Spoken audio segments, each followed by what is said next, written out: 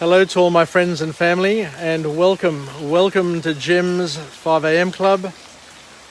And I've just thought I'd come out for a walk, come out for a bit of a bushwalk just to get out of the house. It's been raining for 2 or 3 days, and I think like most of us, I don't like getting cooped up in the house. And there was a break in the weather, so I'm out and about. And whilst I'm out here, I thought I'd do another couple of Jim's 5 a.m. clubs, just to tick along the counter and get me closer to my goal of 1,000. So I'm making good progress. I need to knock out 3 5 a.m. clubs per day in order to get to my magical 1,000 by my 61st birthday. So here we are, once again, together, having volta, going on a bit of a walk and talk, and showing off some of the beauty of this city of ours here in Sydney. And I guess each suburb has something which is unique. And I haven't been down here for years. It's only the past couple of months that I've rediscovered this little area here. But it's beautiful. You come down here and you can just disengage. You can relax and become one with nature, even for a moment. But sometimes that's all you need. You just need to break away from the daily grind, from the daily routine, to reconnect with yourself and reconnect with your with your person, your identity, your persona. Because otherwise we just get caught up. We get caught up in the news, we get caught up in Facebook, and we get caught up with everybody else's problems. And if we're not careful, we end up losing ourselves. Anyway, what I'll do is I'll turn the camera so we can continue this 5 a.m. club from a different angle. Let's see what we can come up with. I love Facebook Live because you can do a few things with it that you can't do when you're just using the video mode. There we go. What I'll do is I'll put the umbrella down for a moment. There we go.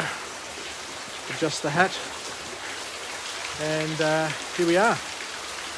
So once again, thank you. Thank you for joining me. I'll go under the bridge here just to get out of the rain. And it's a bit dark. Let me get this angle. It's a little bit better. So what I'm going to do today is I'm going to go through a book summary entitled What I Know For Sure. What I Know For Sure. And it's a book which is written by Oprah Winfrey, like her or hate her. She is a person who has made a huge difference to our social landscape over the past decade or two. And she's, a person of note. I definitely respect her and admire what she does. And I guess what we'll do is we'll try and learn from some of the things that she's been able to learn in her life. And the first thing that she talks about in her book is the importance of taking full responsibility and full accountability for your life and your circumstances. That's a powerful sort of point to make, because we live in a world where far too many people want to blame other people for their misfortune, for their lack of success. But at the end of the day, as Oprah says, it's up to each and every one of us to take full responsibility for our lives and to make the most of the opportunities and to take accountability, to be the accountability detective and officer, and to make sure that we don't delegate the important things that we want to achieve in our lives to others around us. Because by delegating our pleasures, by delegating our goals, by delegating our power and everything to our friends and family and other people around us, we're going to be careful, because by delegating to others, you become imprisoned to their whims, and their wills as well.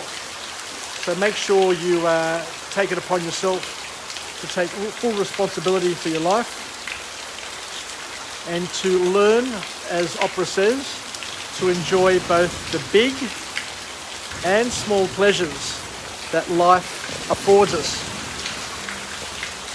Really powerful things, and I'm sure we're going to get a lot more out of this book.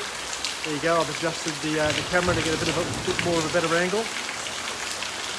And so what she says here is that, in life we'll have both good and bad experiences.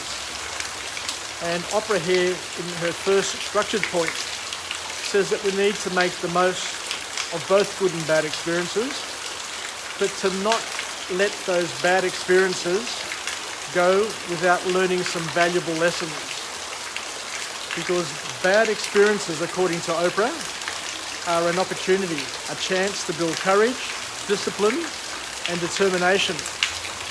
The very things that we all need in order to get us going and keep us moving along on our growth and development stage. She says that bad experiences need to be the stepping stone for growth and development. And as we can look down there, there's a number of stepping stones that are being flooded by the water. It's been raining here in Sydney for 3 or 4 days straight. It's been pelting down. I think Paula was telling me that in some places in Australia it's rained 6 months worth of rain in 2 days. So we've got flooding happening all over the place. The Parramatta Weir at the moment is flooded as well. But it'll dry up and those stepping stones will reappear. So we need to understand from Oprah's perspective that bad times are the times where we need to use them as stepping stones to help us grow and develop. The second structured point to come out of her book is to use inspiration from books and people to strengthen our motivation. Oprah is very big on reading. She has her book club. She interviews a number of wonderful authors all the time, and it's one of those things that she's known for. I guess she's very, very close with Anthony Robbins, and Anthony Robbins is someone who's very, very big on reading, very big on personal development, and it's one of those skills that she would have learnt from Anthony Robbins as well, that we need to engage the wisdom of books, the consolidated and compounding wisdom of people, the good people, the many good people who have come before us, and to use that for our own growth and development. Because each and every one of us have a different story, each and every one of us have a different future. We've had a different past and we're going to have a different present. I'm here today, nobody else is here today. And what we need to know is that each of our experiences may and can inspire other people around us. The message that comes from this blog today may inspire nobody, or it may inspire just that one person who may go on to do something better in their day that may inspire somebody else. So it's important to draw inspiration from those around us and to use it to strengthen our motivation and to get us moving, building momentum, and at least doing something, because by doing nothing, we achieve nothing. By doing something, we may achieve good or we may achieve bad. But regardless of what happens, we've created an outcome. And once you've got an outcome, then and only then you can decide, do I want to do more of it or do I want to do less of it? Do I want to fix what I've done, which I've messed up, or do I want to enjoy what I've just completed and pass it on to somebody else? It's up to you. It's very, very powerful. And the last point, she's kept this book very, very simple, but the simplicity in itself is quite profound. And I haven't got very many notes, so I'm going off the cuff in terms of what I read. And she says that we need to practice gratitude on a daily basis. and whenever we can. Because when you practice gratitude, you become grounded in the present, I guess is what Oprah Winfrey is suggesting. Practicing gratitude makes you feel better. It fires off endorphins in your body, so physiologically you're better. The chemicals floating around in your body are better, and it's going to lead you to better outcomes. You're going to be putting out, oh, I got copped in the eye there with the water. You're going to be putting out positive vibes or better vibes to those around you. You're going to be in a better mood, and you're going to, I guess, enjoy the moment as opposed to let it slip by and go wasted and unnoticed. And she says that gratitude also brings you more things, because the things that you're grateful for, you tend to attract more of. Interesting perspective.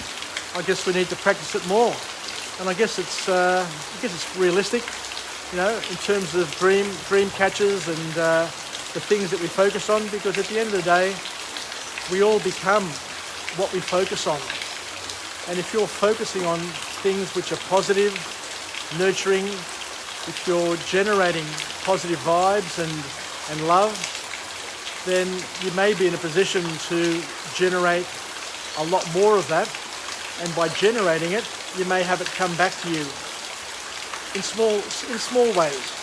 I guess what we learn over time is that we don't do things for the rewards. We don't do things to have people thank us and to appreciate us. We do it because we're expressing who we are. And I'm sure that each and every one of us are wired the same. It's just that we don't always express ourselves the best way we possibly can, but we learn. We learn through our mistakes. And you know, we make mistakes, we stuff things up, we come back, give it another crack, and hopefully next time we may make a better go of it. And hopefully then people may appreciate it and may express some gratitude to what we've done, knowing that our intention is pure and what we're trying to achieve is something which is outside of ourselves and not for ourselves. And that's about it. So thank you very much for joining me on this episode of Jim's 5am Club, where we went through the book What I Know by Oprah Winfrey. I'll just close up the umbrella and we'll just start walking back. As you can see, there's a bridge above me with cars coming over the top. It's a lovely bridge.